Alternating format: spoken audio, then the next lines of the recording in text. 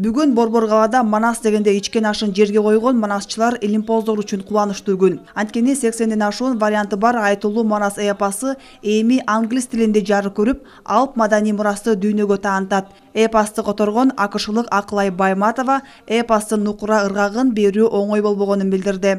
Мне хотелось сохранить ритмику эпоса. Үчүлтүктү которууга 5 жылдан ашуун убакыт кетти. Бул оңойго турбаган иште Саякбай, Сагынбай аталарыбыздын айтоосундагы ыргагын сактап, рифмалоодо абдан кылдат иштедим. Рухий мурасыбызды кастарлап, маданиятыбызды жайылтуу мен үчүн абдан сыймыктуу иш. Amazon онлайн дүкөнүнө да сатыкка койдум. Буга чейин англис тилинде жаңыр элек Манас эпосын айтуу үчүн 1 ай бою чоң сынак өткөрүлүп, ага англис тилин жакшы билген жаштар катышканын жаш манасчы Мурахмат Шерикбай уулу билдирди. Манасты англисчеде биринчи жолу айтуу бул бизге чейин эч ким келбегендиктен аябай кыйын болду. Ошо бизге атайын турнир өткөзүлдү. 1 ай убакыт берилди дагы, Манастын ар кандай үзүндүлөрүн берди.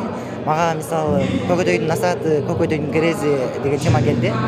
Жана буну мен 1 айдын ичинде жаттап бүттүм. Жана оонуна туура келтирдим.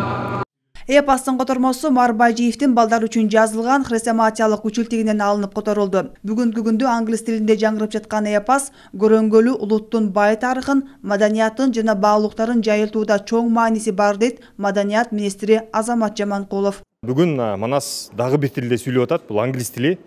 Дүйнөнүн бүгүнкү күндө универсалдуу тили, дүйнөнүн бардык элдери сүйлөгөн тил.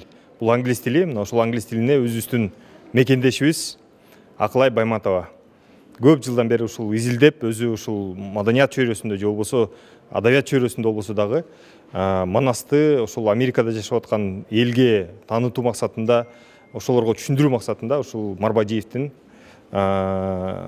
жазып кеткен вариантын үчүлтүгүнүн англис тилине которулуп, бүгүн китеби чыгып, азыр презентациясын жасап отурабыз. Буга чейин Манас эпосы кыргыз, орус тилдеринде жаңырып келген. Эми мындан ары эпостун итальян, немец, француз жана башка тилдерине которуу демилгелери айтылып, алдыда көптөгөн алгылыктуу иштер жүргүзүлөрүн Кыргыз улуттук Манас театрынын өкүлдөрү билдиришет. Айжамал Болот кызы, Батма Искандарова, Рыскелди Көкүлбеков, Ала Тоо 24.